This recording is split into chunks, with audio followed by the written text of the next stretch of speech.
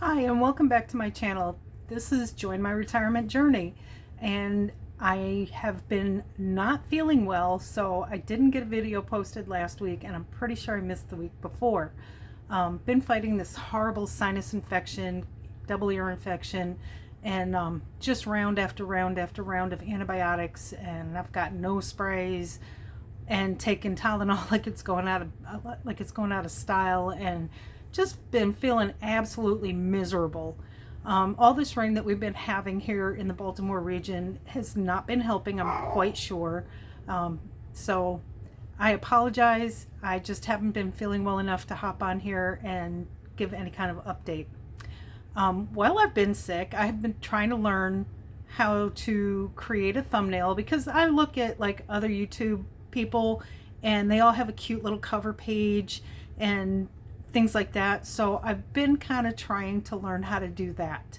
I created one. It's not pretty by any stretch of the imagination, but it was pretty easy to put together. So now I kind of know what to do, and I can look for things that I can add to it. Another thing that I did was I went on to www.ssa.gov. You can create an account there, and you can go into your Social Security account and see if you're going to retire. I just turned 63. So I went in there and I looked to see if I were to retire today, how much would I get for a monthly payment from the government. So, and I'm not going to go into details about how much I'm getting, because everybody is different. We've all put in different amounts. So when you get ready to retire, go in there, look at your account, and start the process. I haven't started the process yet because I've had to push back my date to leave the US until April of 2026. So January 1st, I'm getting right onto the website, and I'm going to start the process. And by the time I'm ready to get on an airplane and head over to wherever we land, right now it's looking like Albania, and we figure that's a good landing spot. Americans get a year visa free to just land there, go explore, enjoy the food, go see the Mediterranean Ocean, and you can explore other countries that are nearby for peanuts. You can get into Montenegro, you can go to Macedonia, you can go to Greece, you can go to Italy, and I don't have my map sitting in front of me, so I know I'm missing a couple of countries. I know Turkey's in there, and I know that I'm not sure what other countries are in there, but yeah, so it's relatively cheap from what I understand to hop on an airplane. Like, say I wanted to go visit France for a weekend, I could hop on an airplane, land in France, enjoy the weekend, and go back. And it's again, it's not like buying an airplane ticket in the US, where I know if I wanted to fly from Baltimore to Puerto Rico, it's probably going to be $300 round trip, pretty easy. So it's not like that in Europe. So I'm gonna actually put in the URL for the Social Security so that you can go in and check on it yourself. That way you can go in and see what's going on, and even if you're not close to retirement age, you can get an idea. It tells you, if you wait until you're 68 to retire, this is how much you'll get. If you wait until you're 70 to retire, this is how much more you'll get. I'm not staying till I'm 70. Like I said, I just turned 63. I'm out. I'm going to be out shortly after I turn 64, and I couldn't be happier. I'm always tired. I'm exhausted, and I'd like to get out and start living life. When I lived in Germany, I just did, pretty much housekeeping, because my husband was bringing in the paycheck. He was the one that was in the military, and so I got to do a lot over there. I learned quickly how to take a bus from right up the corner from where I lived into the major city, which was Bitburg. I could take the train. I took the train down to Munich. I would take the train into Trier and just go shopping, because Trier had the best Marktplatz ever. I'm talking ever. So I would go shopping, or we'd go and we got to go down to the Oktoberfest in Munich.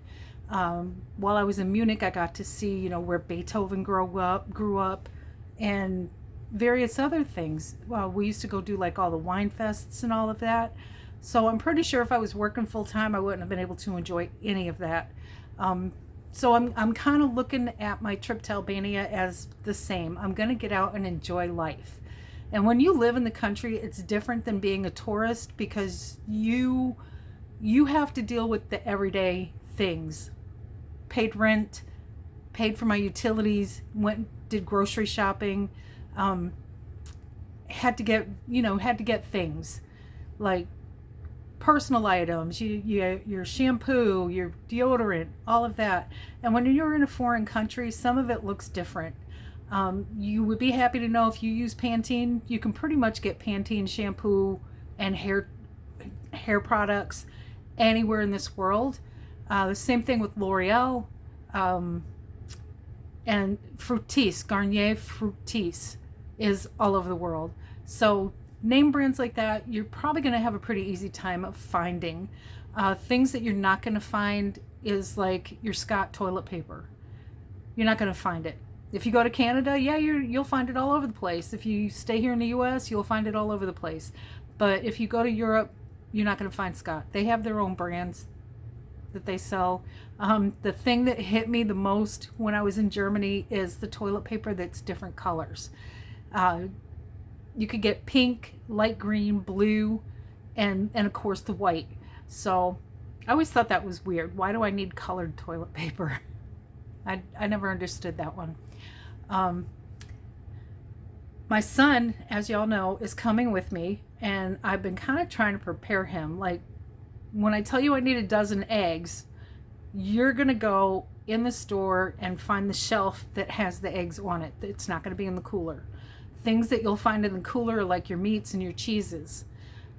You're not going to find milk in a cooler.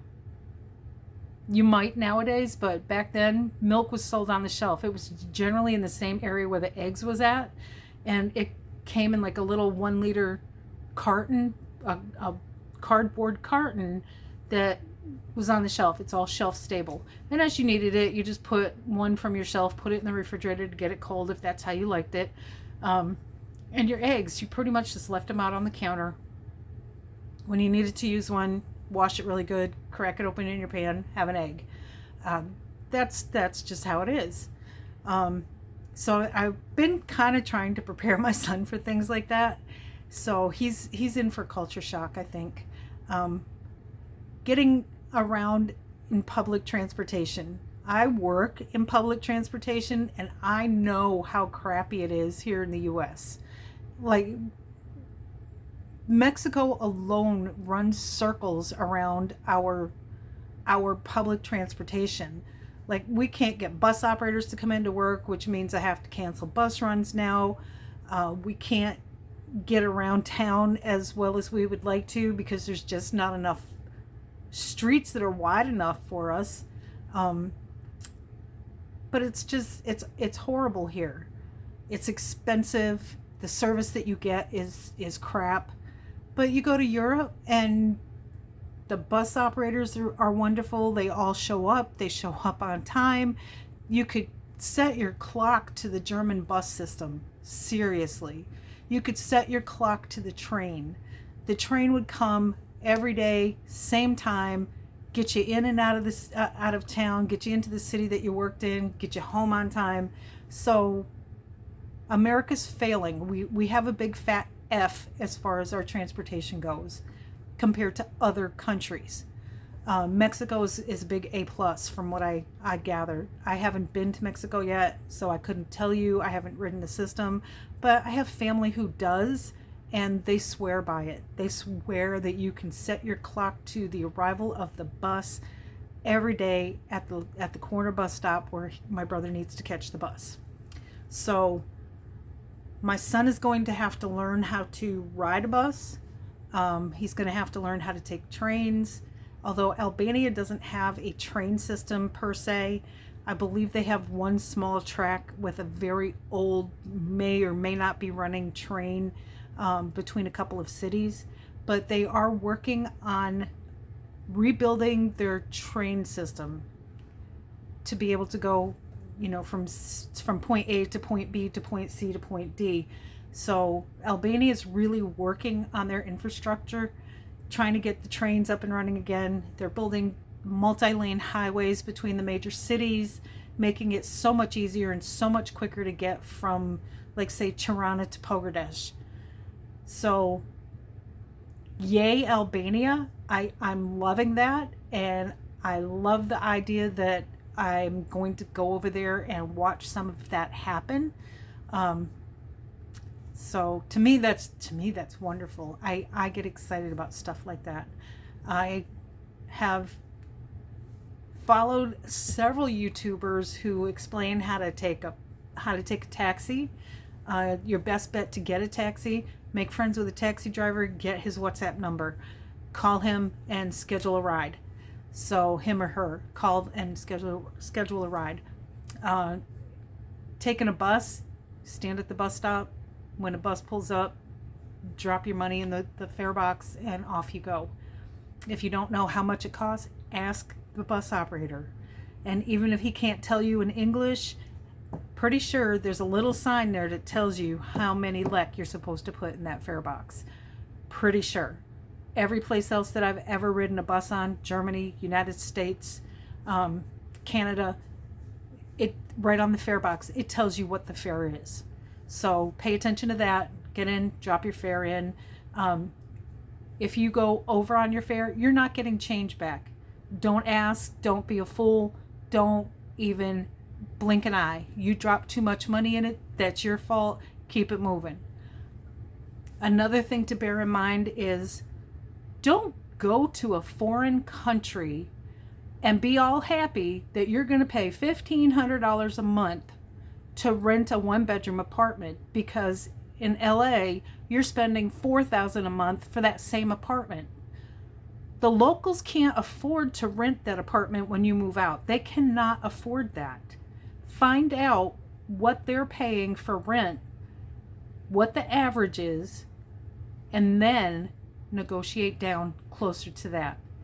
They see you coming, you got USA written across your forehead, and they see you coming and their eyeballs all go to ching.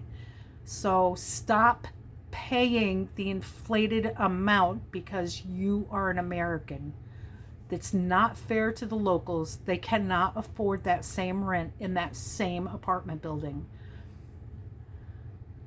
Another good thing to remember when you go over there, if you need medical care, don't go in there and start demanding this, demanding that, whatever. Go in there, let the doctors do what they've been trained to do.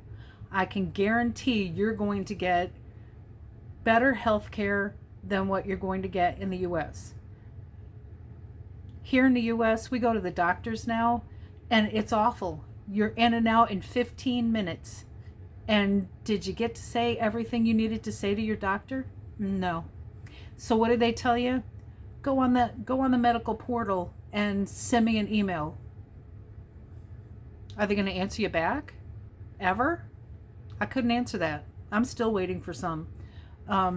So don't treat people in a foreign country the way that you treat Americans. Don't go over there and expect to run into the 7-Eleven and get whatever in the middle of the night, because nothing's going to be open. They also, most places, and I know it was in Germany, will open between like 8 a.m. and 10 a.m. And I think they were open earlier. I want to say they were open like at 6 a.m. to 10 a.m. 10 a.m. they're going to close up. They're going to go home. They're going to eat their lunch. They're probably going to take a nap. They'll be back around 2 o'clock to open up, and they'll stay 2 to 8 p.m. So this is how it works. So pay attention to the shop hours. Don't be out there. Don't get mad because they've closed down for lunch. That's how they do it. That's how they've always done it. So things like that are just good to bear in mind. And just be kind. Say thank you. Learn to say thank you in their language. Learn to say please in their language. Learn to say how much in their language. basic little stuff like that. You don't have to go and have a whole conversation with somebody, but you should know how to say please, thank you, excuse me, basic stuff like that. That's going to go a long way with the local people. You took the time to learn that much of their language so that you could use it properly. And that's just that'll make their day. You will have a new best friend. Learn your neighborhood, get out and walk. Don't be afraid. When I lived in Germany, I walked everywhere. It was crazy. I literally walked everywhere. I could leave my house, go up the street, hang a right, and there was the meat market. If I went up to the next corner and hung a right and went down a little ways, there was the train station that had a restaurant, guest house in it. Across from that was the bread market, and then there was a greengrocer who was just up the street from them. And then there was like regular groceries. I would have to go into Bitburg to go get regular groceries, like to go to the Aldi's or the Spar. So things like that. And when I say regular groceries, I'm talking like your canned goods, your box mixes, things that you probably really don't need to eat because it's full of chemicals and preservatives. Excuse me. Everything is draining. It's awful. But the draining is better than the headache. So plan to eat fresh fruit, fresh meat, fresh vegetables, fresh fish. Eat all of that. Savor it. Learn what the local spices are. Grab the spices. Learn to cook. YouTube is your friend. You can look it up on YouTube. How do I make schnitzel? And you'll find hundreds of recipes on how to make schnitzel. Another one that we used to make was like this plum tart, and it had like a vanilla cookie type crust, and these tiny little plums, we would take them and slice them in half, pull the pit out, and turn them upside down so the flesh was facing up. And then there was a glaze that we would put over the top of that, and it was so good. No sugar. I'm talking all you did was that the only sugar that was in it was the cookie crumb. So stuff like that was easy. You can learn to make soups and stews and things like that if you're not confident enough to make a whole meal yet. But try. Ask the little old granny that lives up the corridor from you or up the block from you, how does she make blah, blah, blah? And they'll be more than happy to bring you in and teach you how to do it. We had a lady, we all called her Uma, and Uma taught us all how to make authentic German potato salad the way she made it. And it was great. To this day, I still make that. It's like one of my favorite comfort meals from Germany. And I only lived there for 4 years, so it was, yeah. So that's how life goes.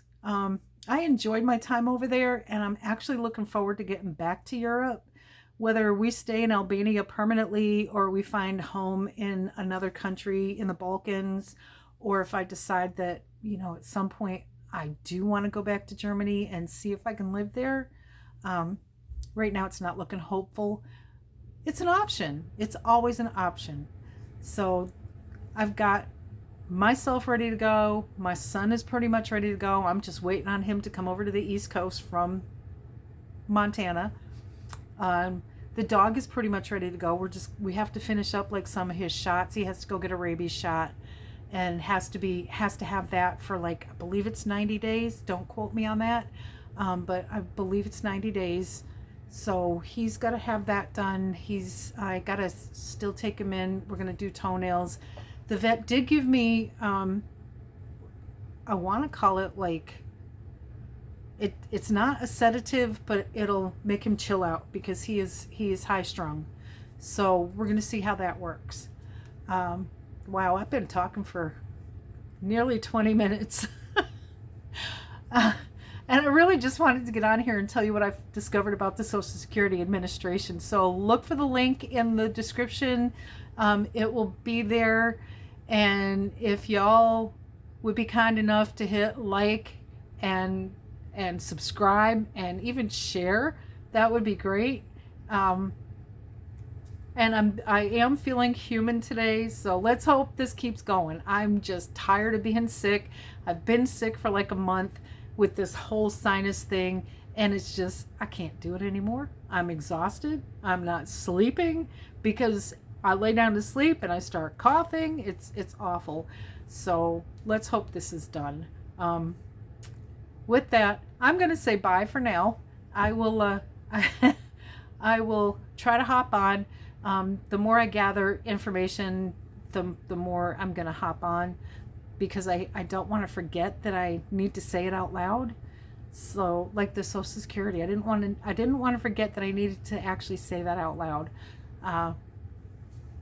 And with that, I'm going to say goodbye. Happy Father's Day to all you dads and moms who are acting like dads out there. You appreciate everything you all do. Your kids appreciate everything you all do. And now get out there and enjoy it. Go have a barbecue. Take the kids out fishing. Go swimming. Do something fun today. Bye.